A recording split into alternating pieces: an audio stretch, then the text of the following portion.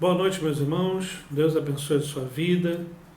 Que Deus esteja te mostrando coisas novas nesse período de confinamento. Que de fato vocês possam estar se debruçando na palavra de Deus e no louvor da glória de Deus, em sua família, na sua casa, junto com os seus familiares. Convido você a abrir sua Bíblia no Salmo 150. O Salmo 150 vai estar nos conduzindo nesse momento de adoração ao nosso Deus, onde nós vamos orar e adorar ao santo nome do nosso Criador. Salmo 150, deixe sua Bíblia aberta, traga sua Bíblia, sua família para participar desse momento de culto, de louvor e adoração ao nosso Deus. E que você seja abençoado pela palavra dele, que será lida e exposta nessa hora também. Vamos estar orando então, começando esse culto, e que Deus abençoe a sua vida nessa hora. Pai eterno, Deus querido, em nome de Jesus, ó Pai, abençoe, Senhor, as nossas vidas. Nós somos gratos porque o Senhor tem se revelado cada dia mais a cada um de nós, com a Tua palavra, com o Teu amor, ó Pai, que é único e verdadeiro. Pai eterno, em nome do Teu Filho Jesus Cristo, que o Senhor possa nos mostrar coisas novas, Senhor. Que nós possamos crescer para a honra e glória do Teu santo nome. Pai eterno, que a Tua boa mão poderosa possa nos guiar, nos proteger de todo mal. E que o Senhor fique conosco, Pai. Aceita a nossa adoração, o nosso louvor. E, Pai eterno, que a Tua boa mão possa sempre nos guiar nesses dias. É no nome santo do Teu Filho Jesus Cristo que nós oramos. Amém, Senhor. Amém, Pai. Queridos, nós estamos aqui nesse culto, vamos ler a palavra de Deus no Salmo 150. Nós vamos ler esse salmo todo, então acompanhe a leitura comigo. Salmo 150, do verso 1 ao 6, esse salmo todo. Diz assim a palavra de Deus: Aleluia! Louvai a Deus no seu santuário, louvai no firmamento, obra do seu poder.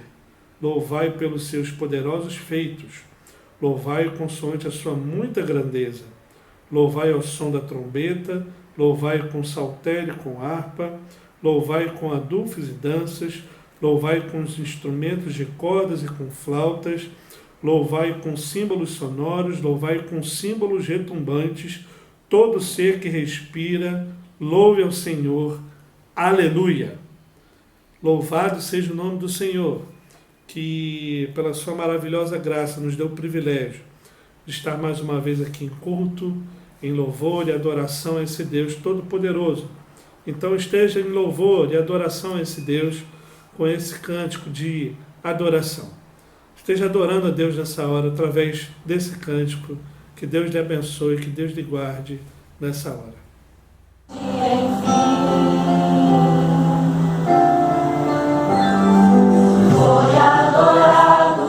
Anjos e homens, naquela noite em que ele nasceu, a profecia da graça gloriosa, real tornou-se no Filho de Deus.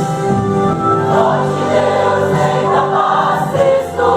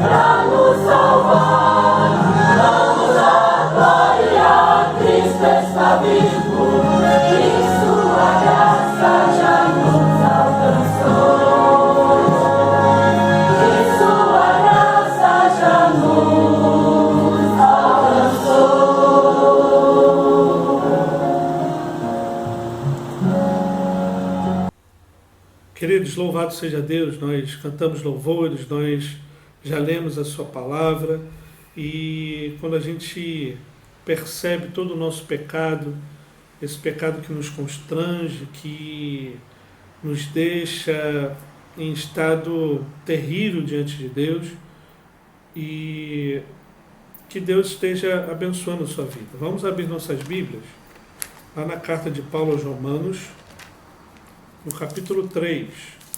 Romanos capítulo 3, nós vamos ler do verso 9 ao verso 18. Romanos 3, do verso 9 ao 18, esse texto nos diz sobre quem de fato nós somos. Quem é de fato o ser humano natural, sem Cristo, aquele que é pecador. Diz assim a palavra de Deus, Romanos 3, do verso 9 ao verso 18. O apóstolo Paulo falando, diz assim a palavra de Deus: que se conclui? Temos nós qualquer vantagem?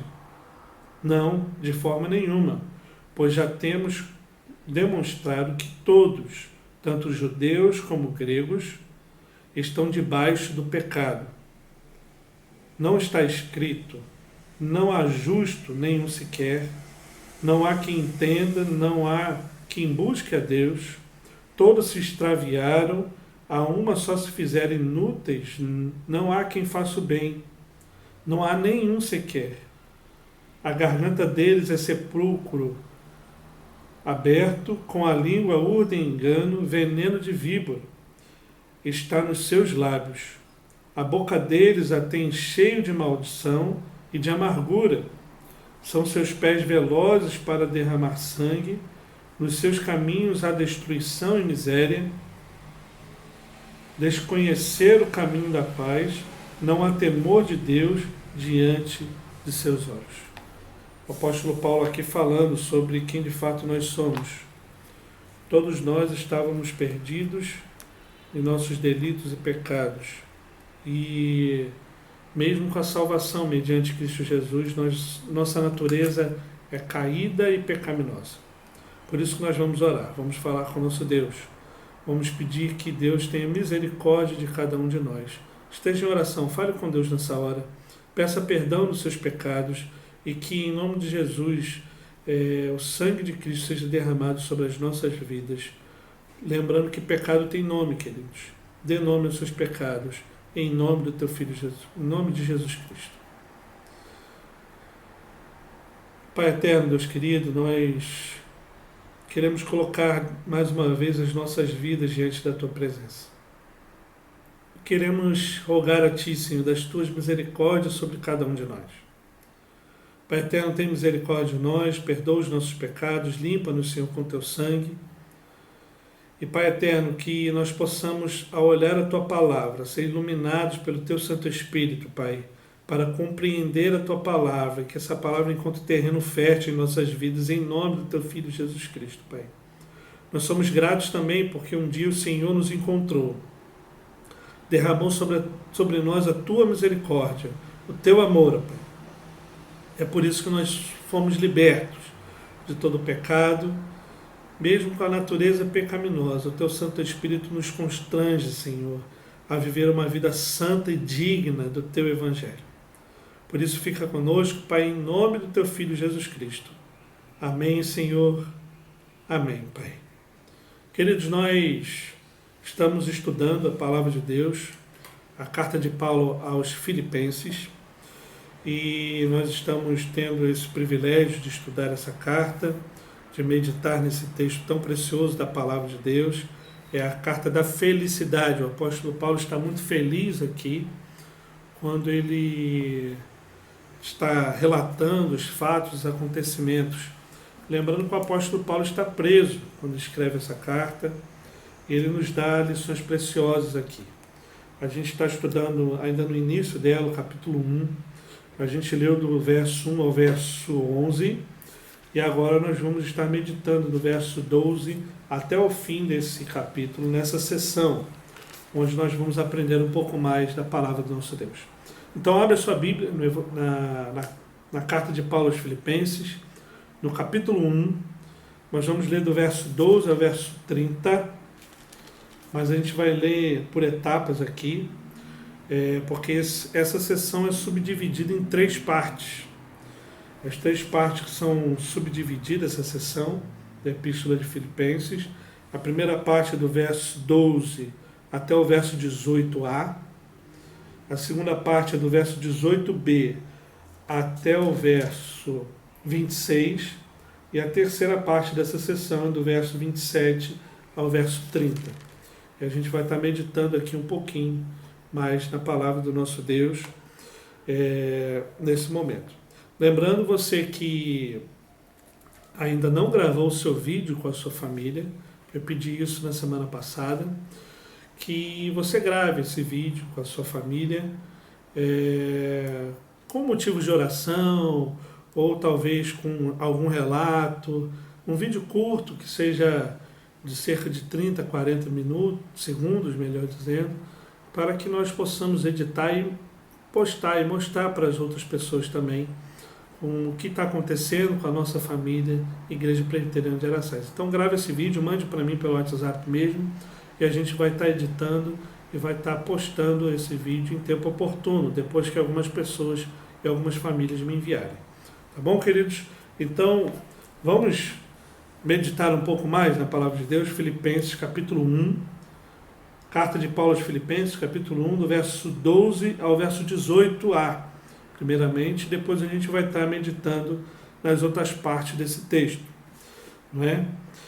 Diz assim a palavra de Deus: quero ainda, irmãos, cientificar-vos de que as coisas que me aconteceram têm antes contribuído para o progresso do Evangelho, de maneira que as minhas cadeias em Cristo se tornaram conhecidas de toda a guarda pretoriana e de todos os demais. E a maioria dos irmãos, estimulados no Senhor por minhas algemas, ousam falar com mais desassombro a palavra de Deus. Alguns efetivamente proclamam a Cristo por inveja e porfia, outros, porém, o fazem de boa vontade. Antes, estes por amor, sabendo que estou incumbido da defesa do Evangelho, aqueles, contudo, pregam a Cristo por discórdia, insinceramente, julgando suscitar tribulação às minhas cadeias. Todavia, que importa? Uma vez que Cristo, de qualquer modo, está sendo pregado, quer por pretexto, quer por verdade, também com isto me regozijo. Até aqui. Com isso também me regozijo. Então a primeira parte aqui que o apóstolo Paulo está tratando, ele está falando sobre a sua prisão e sobre o avanço do Evangelho de Jesus Cristo. Meus irmãos, é muito belo perceber que o apóstolo Paulo, ao falar sobre a sua prisão, ele relaciona essa prisão também à pregação, à expansão do Evangelho de Jesus Cristo. E é muito bom saber disso. Nós temos que ter essa convicção de saber que, mesmo em meio à tribulação da nossa vida, da nossa história, Deus também usa tudo isso para o louvor da glória dele. O verso 12 aqui está falando: quero ainda, irmãos, cientificar-vos de que as coisas que me aconteceram têm antes contribuído para o progresso do Evangelho. Ou seja, o apóstolo Paulo tem essa convicção de que o progresso do Evangelho está acontecendo também em meio à prisão, em meio à cadeia, em meio a tudo isso que acontece com ele, mesmo ele estando preso, mesmo ele estando passando por essa prisão. E de fato isso é verdade, né? Quando a gente vê a expansão do Evangelho de Jesus Cristo, isso também acontece, e aconteceu no passado. Não foi só o apóstolo Paulo que sofreu por várias coisas e depois Deus usou isso tudo para a bênção. Quando a gente vê a história de José no Egito, por exemplo, a gente vê isso. José foi preso, jogado na cisterna, foi vendido, depois foi preso e aconteceu várias coisas com ele, e depois a palavra de Deus, e Deus usou isso tudo para o benefício do próprio povo dele. Quando a gente vê a história de Jó também, o crescimento que ele teve. Quando a gente vê, por exemplo, o apóstolo Pedro e João, que são presos, e mesmo presos, eles ainda falam do Evangelho de Jesus Cristo, e depois eles são interrogados pelo Sinédrio, são açoitados, eles são presos, a oração do povo também os liberta, Deus os liberta, e o Evangelho de Jesus Cristo é proclamado através disso tudo. E de fato isso acontece. E quando a gente vê o que está acontecendo aqui, o apóstolo Paulo relata exatamente isso, que Deus usou até a prisão dele para proclamar o Evangelho de Deus para com o povo.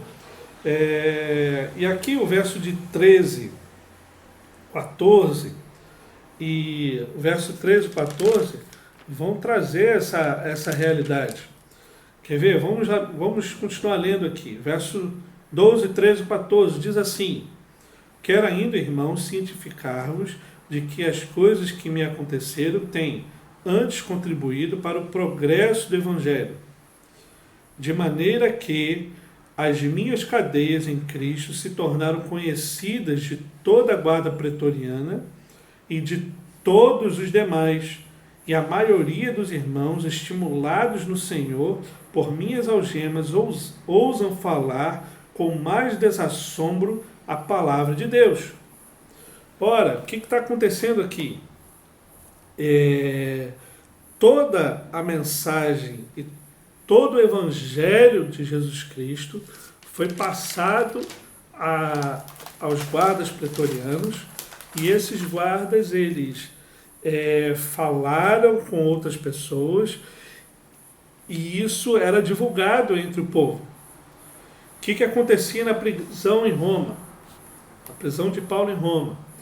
O apóstolo Paulo, quando ele estava preso, ele estava sendo guardado por esses guardas pretorianos em forte vigilância e em uma constante troca de guardas. Então o apóstolo Paulo, o que ele fazia? Ele aproveitava aquela oportunidade para falar do Evangelho de Jesus Cristo. Ele aproveitava isso tudo para falar tudo aquilo que o Evangelho de Cristo trazia àquele povo.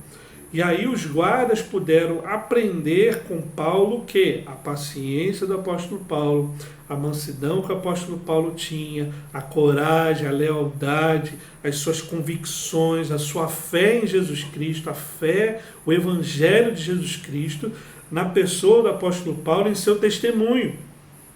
E aí esses guardas saíam e trocavam guarda, e aí eles iam para casa, eles falavam com suas famílias, com suas esposas, falavam com seus filhos, e esses guardas começavam a falar da coragem do apóstolo Paulo, da mansidão que ele tinha. O apóstolo Paulo então começa a intencionalmente evangelizar aqueles guardas, e aqueles guardas começam a falar com outras pessoas da sua família, a sua família comunicava na cidade. Então o apóstolo Paulo, mesmo preso, ele fomentava a palavra de Deus, o evangelho do nosso Senhor e Salvador Jesus Cristo a esses guardas e as suas famílias, através dos guardas, e as suas famílias divulgavam com outras pessoas, e isso entrou no conhecimento da igreja que já existia em Roma, e essa igreja começou a proclamar ainda mais o Evangelho do nosso Senhor e Salvador Jesus Cristo. Por isso que a prisão do apóstolo Paulo também fomentava isso lá em Roma. Então, através dessa prisão, o apóstolo Paulo começa a pregar não só aos gentios, aos cidadãos judeus que existiam em Roma também. Depois ele foi preso, e o apóstolo Paulo começa a pregar a guarda pretoriana, que começa a falar com suas famílias, que começa a ser divulgado nas cidades. A igreja em Roma começa a saber disso tudo, e muitos irmãos da igreja de Roma começam com intrepidez a pregar o evangelho do nosso Senhor e Salvador Jesus Cristo. É isso que o apóstolo Paulo está dizendo, está informando aqui a isso tudo. E o verso 13 e 14 fala exatamente dessa realidade. De maneira que as minhas cadeias em Cristo se tornaram conhecidas de toda a guarda pretoriana, porque existia essa troca. E todos os demais, ou seja, toda a cidade de Roma começou a saber do Evangelho de Jesus Cristo através dessa prisão do apóstolo Paulo. Através do testemunho, mesmo preso, que o apóstolo Paulo dava a cada um daqueles guardas e cada uma daquelas pessoas. Notem que o apóstolo Paulo estava preso, mas a mensagem do Evangelho não. O apóstolo Paulo estava encarcerado junto com aqueles guardas, e ele proclamava ainda assim o Evangelho de Jesus Cristo através da sua forma de vida, através do seu testemunho. E aí fica essa questão para nós. O que nós estamos fazendo em meio à pandemia? Mesmo dentro de casa, nós temos dado testemunhas à nossa família, aos nossos filhos, aos nossos cônjuges, sobre o Evangelho do nosso Senhor e Salvador Jesus Cristo. Nós temos ensinado sobre a Palavra de Deus, ou nós perdemos muito mais tempo, talvez, vendo televisão e outras coisas mais. O que nós temos feito? O apóstolo Paulo estava preso, encarcerado, dentro de um local onde os guardas vinham ao encontro dele, trocava guarda, e ele apresentava, através do testemunho de vida dele, através da pregação do Evangelho, através da paciência que ele tinha, da sua mansidão, da coragem, da lealdade, ao ponto daqueles guardas saírem e começarem a dizer, sabe o quê? Nós estamos com um preso muito importante. Nós estamos com um preso muito fiel a Deus, fiel a Cristo. Nós estamos sim com uma pessoa que está presa, talvez até injustamente, porque ele proclama e fala do Evangelho de Jesus Cristo. E muitos foram salvos através da mensagem do apóstolo Paulo, através da intrepidez que esses irmãos tinham diante de Deus, diante de tudo isso que acontecia. O verso 14 então vai falar, se os guardas eles falavam nas cidades, falavam para as famílias, o verso 14 vai dizer: e a maioria dos irmãos, estimulados no Senhor por minhas algemas, ousam falar com mais desassombro a palavra de Deus. Ou seja, o apóstolo Paulo, então, ele nos ensina, nos fala que, mesmo na cadeia dele, a igreja em Roma, ele está relatando essa carta a Filipenses, a igreja em Filipo, ele vai falar que a igreja em Roma estava expandindo o Evangelho de Jesus Cristo mesmo e utilizando até a mensagem do apóstolo, mesmo ele preso. E aí tem a sequência do texto. Verso 15, 16 e 17 vai apontar uma realidade que acontecia também. Se por um lado o apóstolo Paulo ele está pregando o Evangelho aos guardas, e esses guardas vão passando esse Evangelho às suas famílias, e a igreja de modo geral, e a cidade de Roma de modo geral, começa a saber que existe esse apóstolo preso, e esse apóstolo mesmo preso é paciente, tem mansidão, é corajoso, tem uma lealdade às suas convicções que são bíblicas, tem lealdade a Jesus Cristo e ao Evangelho de Cristo. Algumas pessoas usaram tudo isso para, como a gente vai ler aqui, de forma errada. Mesmo pregando o Evangelho correto, existe uma forma, um porquê errado da pregação desse Evangelho. E a gente vai aprender isso nesse texto. Diz assim o texto, no verso 15, 16 e 17. Diz assim a palavra de Deus: alguns efetivamente proclamam a Cristo por inveja e porfia. Se alguns proclamam a Cristo de bom coração, de boa vontade, como segue o texto aqui, outros proclamam esse Evangelho de forma por inveja ou porfia. Eu vou explicar isso um pouquinho mais para frente. Porém, Outros, porém, o fazem de boa vontade, estes por amor. Ou seja, os que fazem de boa vontade fazem por amor, sabendo que estou incumbido da defesa do Evangelho. Aqueles, contudo, qual aqueles? Aqueles que proclamam por inveja e porfia, pregam a Cristo por discórdia, sinceramente, julgando suscitar tribulação às minhas cadeias. O que estava acontecendo aqui? Existia uma igreja em Roma, uma igreja que já era difundida, já era crescente, já era uma igreja conhecida, e nessa igreja existiam pessoas proeminentes, pessoas que já eram conhecidas do povo, pessoas que já eram conhecidas de todos aqueles, e essas pessoas começaram a pregar o Evangelho de Jesus Cristo, não por não de bom coração, como está o texto, mas eles começam a pregar o Evangelho de Jesus Cristo, o Evangelho correto da salvação, mas por motivos errados. Ou seja, de forma desonesta com ele mesmos.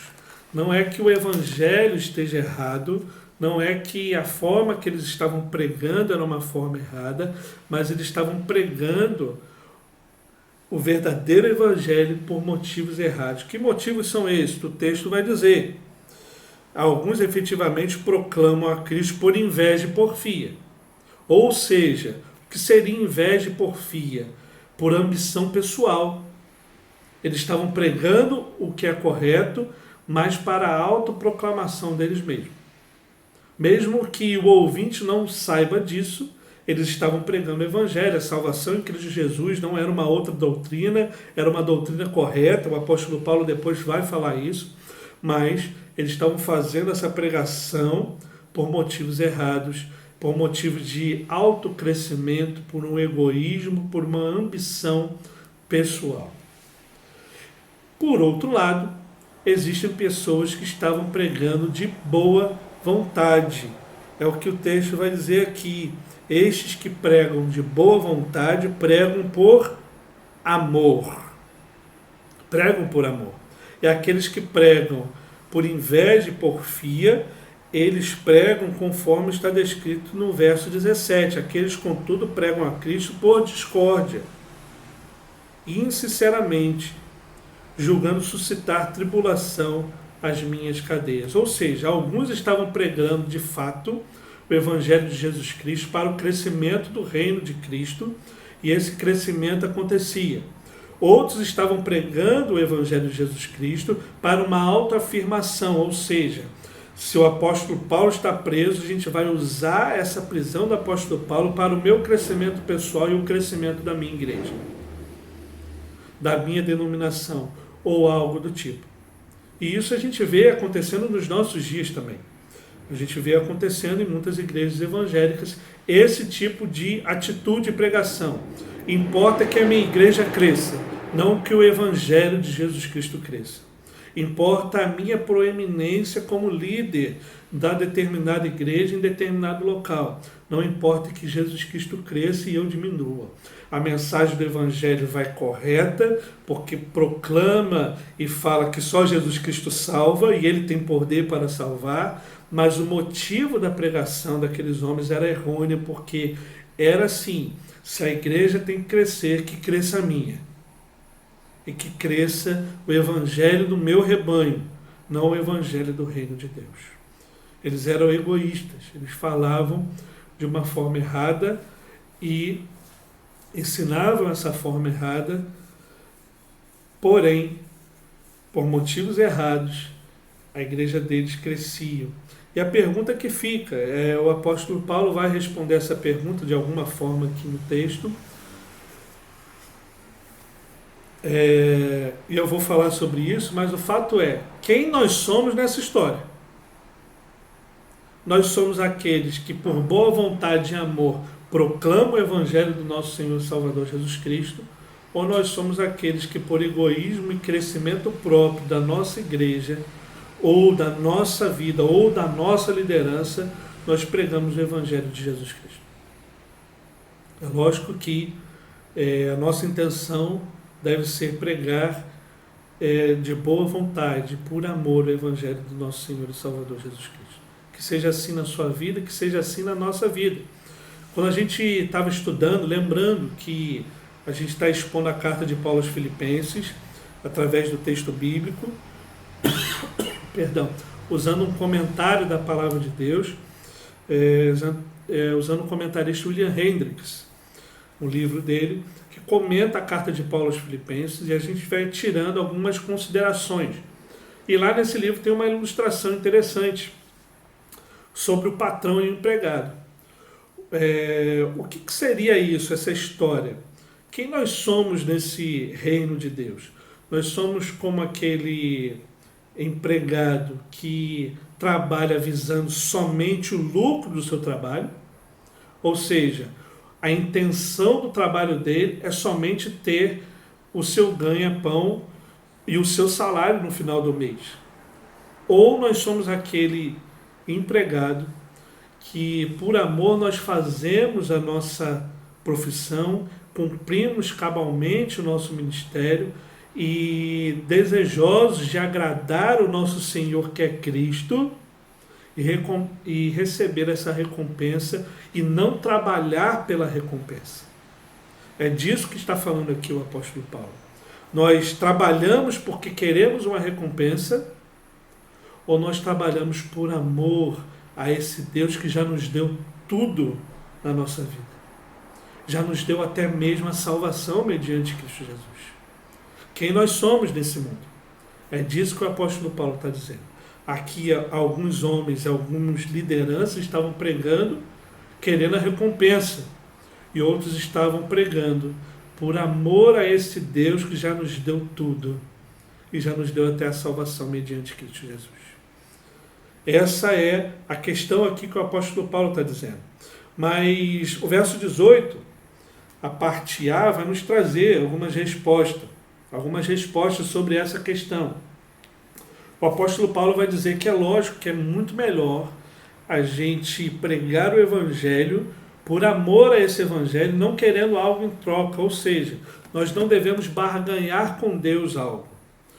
Nós não devemos, vou cumprir a minha missão na face da terra, porque cumprindo essa minha missão na face da terra, nós teremos a vida eterna. Não, nós cumprimos a nossa missão na face da terra porque nós fomos chamados por Deus, e obediência a esse chamado, por amor a esse chamado, por devoção a esse chamado e devoção a Deus, nós cumprimos a nossa missão, nós cumprimos de bom grado o chamado que Ele nos deu, por amor a Ele, e somos obedientes e vigilantes da obra de Jesus Cristo, desejosos de agradar a esse Deus que já nos deu tudo.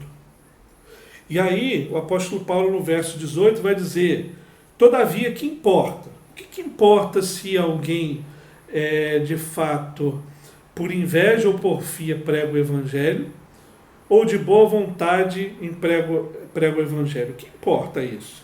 Uma vez que Cristo, de qualquer modo, está sendo pregado, quer por pretexto, quer por verdade, também com isto me regozijo. Ou seja, alguns estavam pregando, usando o apóstolo Paulo como apóstolo que estava preso e talvez fosse morto ou não, e outros estavam pregando e usando o apóstolo Paulo de boa vontade e em amor para proclamar o Evangelho de Cristo. O que isso importa? A pergunta por trás daqui é a seguinte: é possível que indivíduos tão egoístas pudessem, de algum modo, prestar serviço ao Evangelho? Talvez você responda não, mas a resposta é sim. Por quê? Aquele que proclama pode ter um motivo errado, mas a mensagem sendo verdadeira, não estou falando que isso é o ideal, mas a mensagem sendo verdadeira, Deus usa essa mensagem para salvar os seus. Por mais que o motivo seja errado. O fato é que o motivo correto seja o amor e a boa vontade do nosso Senhor e Salvador Jesus Cristo. E que de fato nós possamos, então, viver esse Evangelho de forma correta.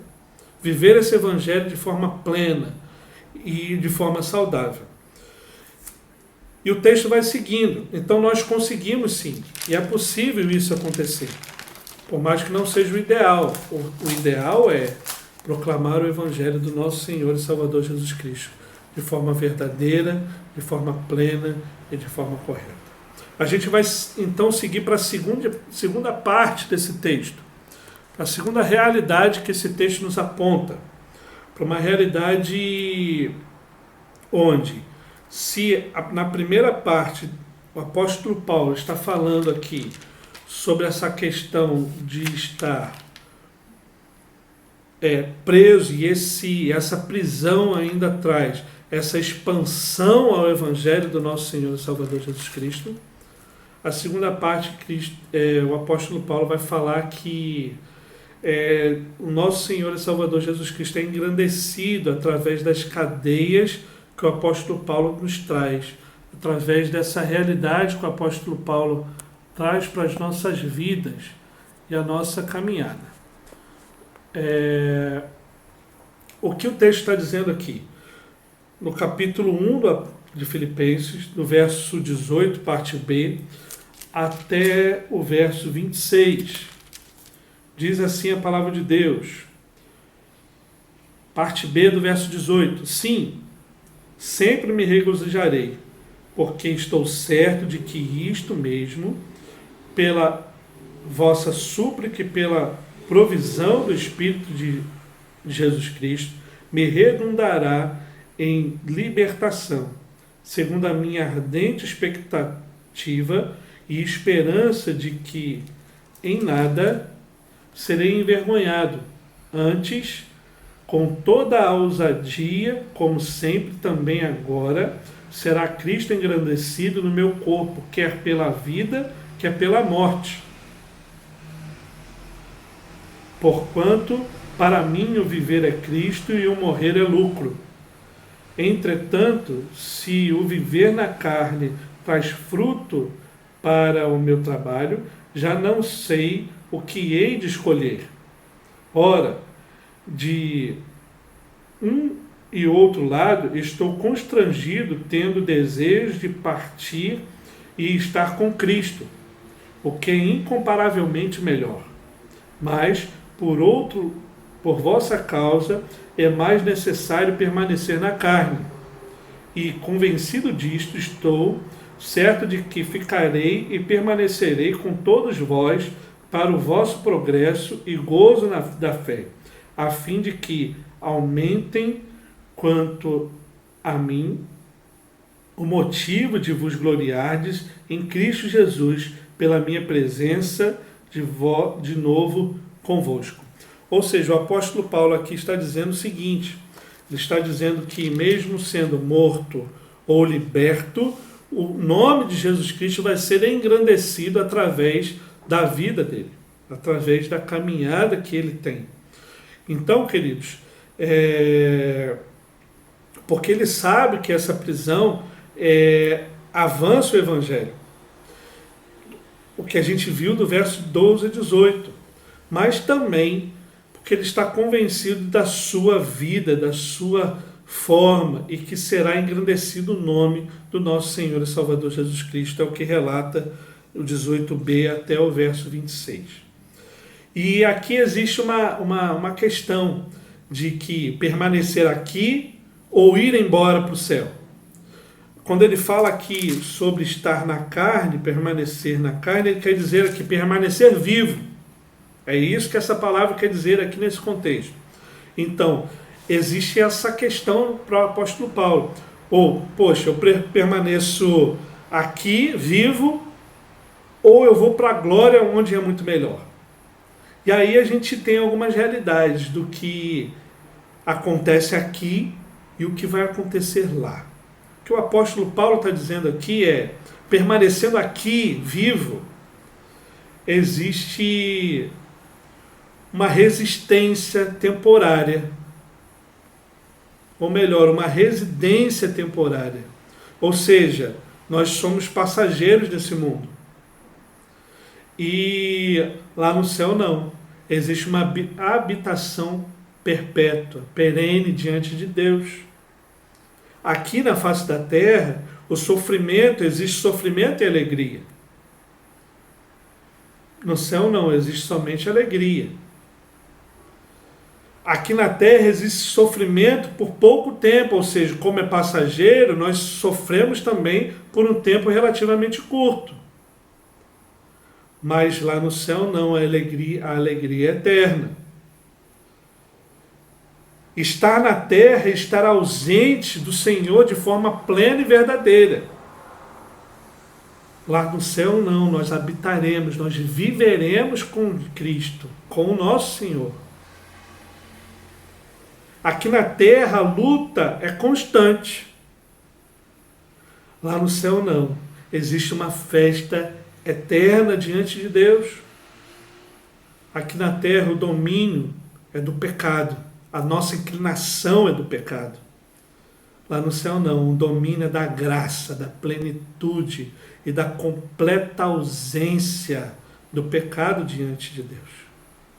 Então o apóstolo Paulo está aqui conversando com os filipenses, falando, poxa, é muito melhor ir para a glória, mas por um tempo ainda é melhor que eu esteja vivo, permaneça vivo, para os ver novamente.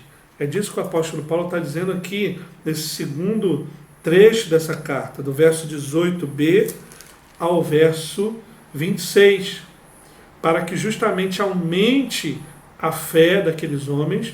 É importante que, de fato, ele permaneça vivo. Por mais que, se ele morrer, o nome do nosso Senhor e Salvador Jesus Cristo ainda assim seria engrandecido através da vida e da mensagem, da proclamação do Evangelho que o apóstolo Paulo trazia. E aí a gente segue para a última parte desse capítulo, do verso 27 ao verso 30. É lógico que a gente está passando aqui por vários versos muito belos e que dão pregações.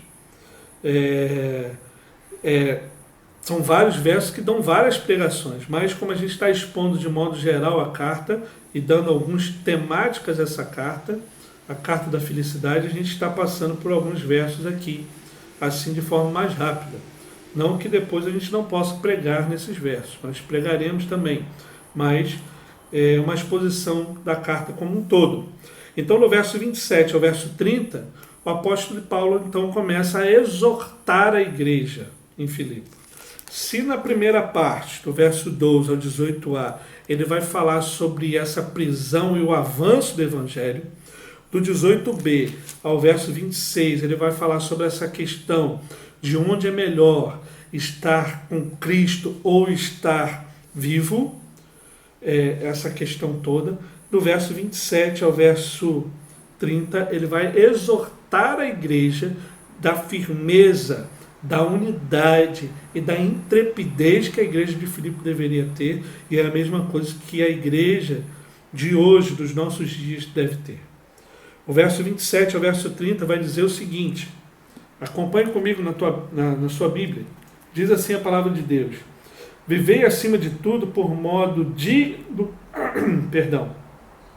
vivei acima de tudo por modo digno do Evangelho de Cristo, para que eu indo ver-vos, ou estando ausente, ouça no tocante a vós outros que estáis firmes em um só espírito, como uma só alma, lutando juntos pela fé evangélica, e que em nada estáis intimidados pelos adversários, pois o que é para eles prova evidente de perdição é para vós outros de salvação, isto da parte de Deus.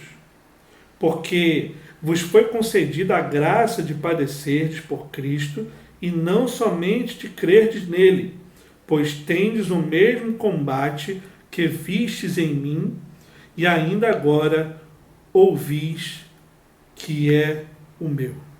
Ora, o que o apóstolo Paulo está dizendo aqui, o verso 27 já resume tudo, né? Quase. Vivei acima de tudo por modo digno do Evangelho de Jesus Cristo. A pergunta que fica é a mesma pergunta que aquelas pessoas que receberam essa carta provavelmente fizeram, como nós estamos vivendo. Como a Igreja de Cristo nos nossos dias está vivendo. Dignamente o Evangelho de Cristo, para que, ou indo ver-vos, ou estando ausente, ouçam no tocante a vós outros, que estáis firmes, em um só espírito, com uma só alma, lutando juntos pela fé evangélica, ou seja, numa unidade. É isso que ele está dizendo aqui. Mas, afinal de contas, quando ele fala dessa cidadania, quando ele fala de viver de modo digno do Evangelho de Cristo, o que isso significa? Significa que nós devemos conduzir a nossa vida em harmonia, em respeito e responsabilidade de cidadãos do céu. E viver de forma como esse Evangelho nos impõe, com as suas bênçãos e com tudo isso que ele nos traz. Viver de modo digno no Evangelho, então, perceba bem, primeiro, entender o seu poder. Romanos 1,16 vai dizer isso. Vai dizer sobre o poder. O Evangelho é o poder de Deus. De viver de modo digno do Evangelho é entender que esse Evangelho é poderoso. A pessoa, então, ela é salva, ela é liberta, ela é reconciliada, ela é redimida, ela é justificada e etc. por meio deste Evangelho. É entender que o Evangelho tem um autor e um consumador, é Jesus Cristo, é Deus em Jesus Cristo. Deus é o autor. A Trindade é Cristo, é o seu autor. Ele é o autor e consumador da nossa fé. É entender que esse Evangelho tem uma ênfase, é a ênfase da graça soberana e imerecida de Deus. É Ele que nos dá essa salvação. É imerecido, nós não vamos atrás dela, nós somos inertes. Nós recebemos essa salvação mediante o sacrifício de Jesus Cristo. Esse Evangelho é carregado de uma mensagem, a mensagem salvadora, que somente Jesus Cristo salva.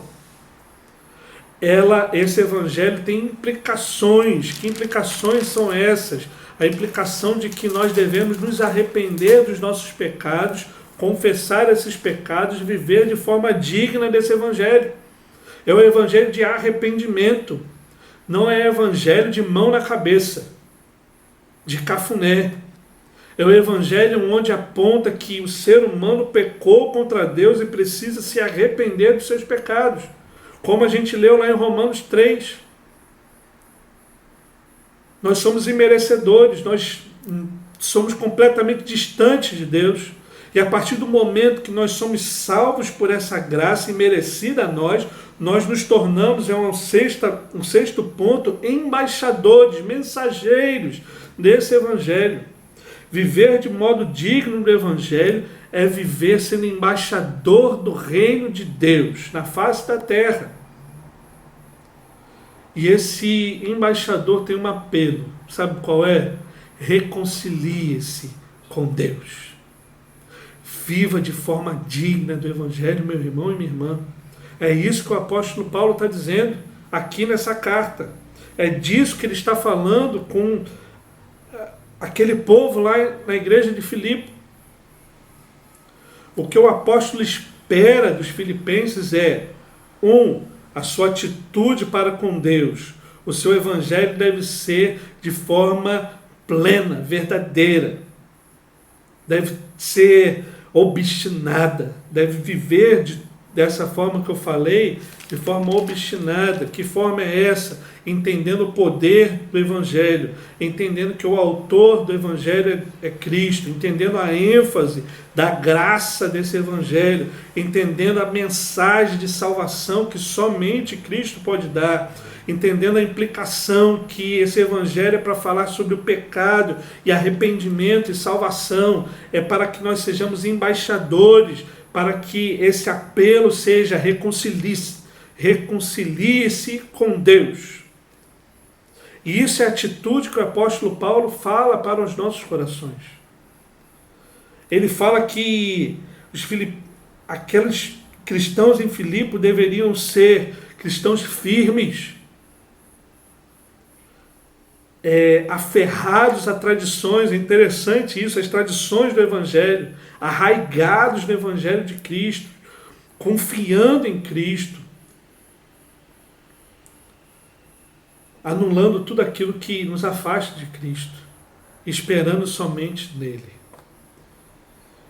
Quando a gente vê isso, essa atitude que nós devemos ter para com Deus, a gente aprende outras atitudes. A segunda atitude que a gente pode ver, que essa atitude deve ser recíproca, deve ter harmonia, uma harmonia ativa. O apóstolo Paulo aqui está falando de harmonia, de união, de uma união que a igreja deve ter nos nossos dias, de uma unidade firme. Essa unidade aqui firme quer dizer que nós devemos ser combatentes lado a lado, como gladiadores, em meio a uma luta. É disso que o apóstolo Paulo está dizendo àquela igreja, e fala aos nossos corações também. Uma outra realidade, de uma atitude que a igreja deve ter. A igreja deve agir com intrepidez, com ousadia diante desse Deus. Isso é descrito nos versos 27 e 28. Quando a gente lê o verso 29 e 30, a gente começa a ver sobre essa questão do sofrimento por Cristo. Se de fato nós somos embaixadores e vivemos por meio de Cristo, nós também teremos as suas bênçãos e também os seus sofrimentos. É isso que o apóstolo Paulo está dizendo. E o sofrimento por Cristo é uma bênção, o apóstolo Paulo vai relatar aqui.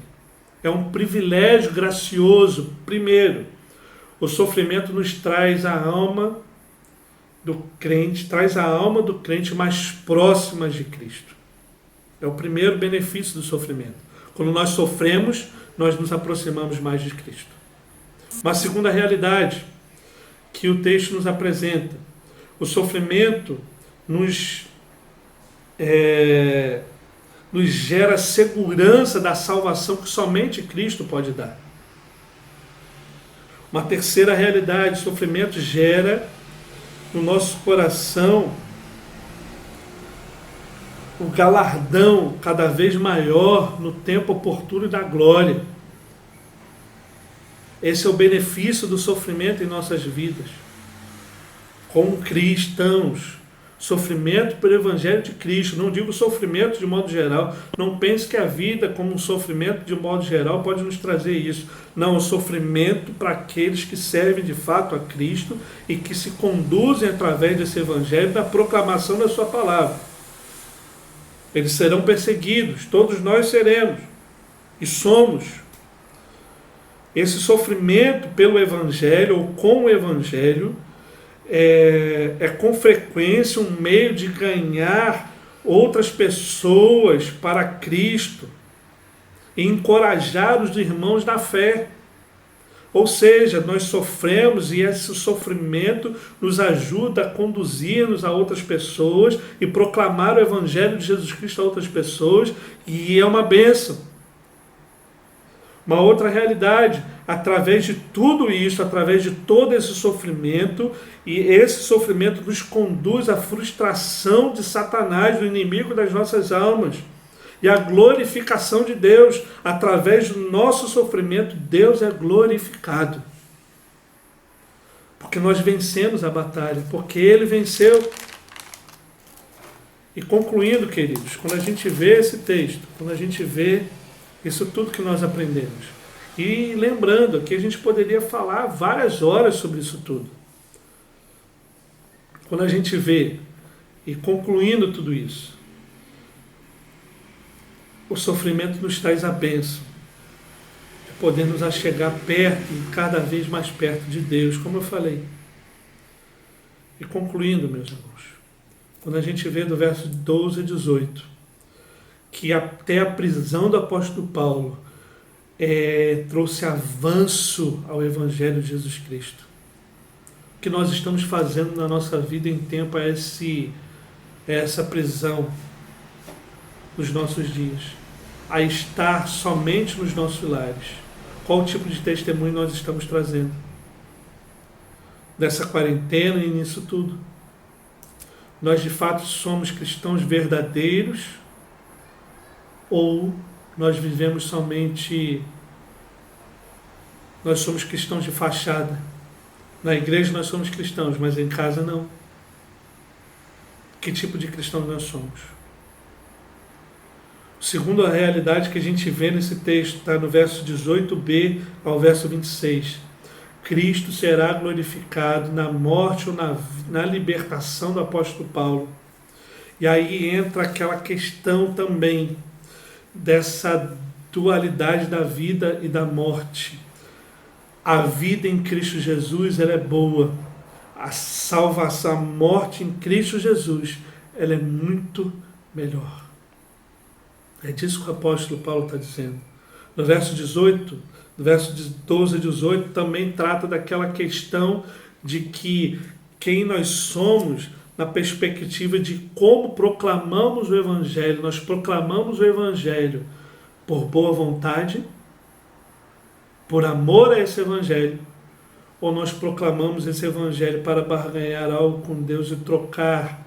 Nós falamos do Evangelho, Deus, para que o Senhor nos dê a salvação. É disso que nós fazemos? Ou nós falamos e proclamamos o Evangelho por obediência e por gratidão a esse Deus que nos deu esse Evangelho para proclamarmos? Pense nisso. A segunda realidade é exatamente essa questão da salvação, de morrer por Cristo é lucro, ou nós devemos viver. É disso que o apóstolo Paulo está dizendo. É lógico que a nossa vida deve refletir essa perspectiva de ir e estar diante de Cristo na glória e viver de forma digna, por amor a esse Evangelho. E a terceira realidade está descrita no verso 27 ao verso 30, onde Deus exorta, onde o apóstolo Paulo, onde Deus, através do apóstolo Paulo, nos exorta a igreja em Filipe, nos exorta hoje a viver de modo digno do Evangelho, a viver de modo digno a proclamação do Evangelho do nosso Senhor Salvador Jesus Cristo. Obstinados. Essa palavra obstinação, tenacidade, quer dizer o apego forte, exaustivo ao Evangelho e às suas ideias. É disso que o apóstolo está dizendo aqui, que nós devemos viver de forma obstinada o Evangelho do nosso Senhor e Salvador Jesus Cristo. E deve viver esse Evangelho de forma obstinada, buscando a união da igreja, não a dissolução da igreja. É o que o apóstolo Paulo está dizendo. Ou seja, não em benefício próprio, mas pelo benefício do Evangelho do nosso Senhor e Salvador Jesus Cristo. E isso tudo nós devemos fazer com intrepidez, sem medo de nada disso. Meus irmãos, que a palavra de Deus encontre terreno fértil em sua vida e que nós possamos viver esse Evangelho de forma obstinada realmente, unidos, lado a lado, ombro a ombro, um com os outros, e usando dessa intrepidez do Evangelho do nosso Senhor e Salvador Jesus Cristo. Que Deus abençoe a sua vida, que Deus abençoe a sua caminhada, guarde essa palavra no seu coração. Nós vamos orar, terminando mais esse culto de louvor e adoração ao nosso Deus. Esteja em louvor e adoração a esse Deus. Pai eterno, Deus querido, que em nome de Jesus nós possamos ver essa palavra e que de fato o Senhor coloque essa palavra dentro dos nossos corações com ousadia e fé. Pai eterno, em nome de Jesus, que nós possamos sim, de fato, Pai, contribuir também, como aqueles homens contribuíram para o Evangelho do nosso Senhor e Salvador Jesus Cristo. na proclamação desse evangelho salvífico, Pai, que nos alcançou, e que nós possamos fazer isso de bom grado, não barganhando algo com o Senhor, ó Pai. Pai eterno, em nome do Teu Filho Jesus Cristo, que nós possamos de fato, Senhor, ver e entender que a nossa vida aqui na terra, por mais que seja passageira, Senhor, os sofrimentos desta vida nos trarão um galardão para a honra e glória do Teu santo nome, que nós não busquemos trabalhar por esse galardão, mas que nós busquemos trabalhar isso tudo para a honra e glória do Teu santo nome, Pai. Pai eterno, em nome de Jesus, que as exortações que o apóstolo Paulo fez à igreja sejam as mesmas exortações para a nossa vida, Pai. Que nós possamos andar de forma digna do Evangelho do nosso Senhor e Salvador Jesus Cristo. Que nós possamos andar em unidade de vida, obstinados em unir a igreja do Senhor. E que nós possamos viver de forma com intrepidez o Teu Evangelho e a proclamação do Teu Evangelho a outras pessoas, Pai. Nos abençoe e nos guarde, Pai, em nome do Teu Filho Jesus Cristo. Amém, Senhor. Amém, Pai. Queridos, Deus abençoe a sua vida, a sua família nessa hora. Um forte abraço e lembrando que no domingo às 9 horas nós temos a Escola Bíblica Dominical e no domingo à noite nosso culto de louvor e adoração ao nosso Deus. Que Deus abençoe a sua vida, a sua família e até logo. Forte abraço. Deus abençoe a sua vida.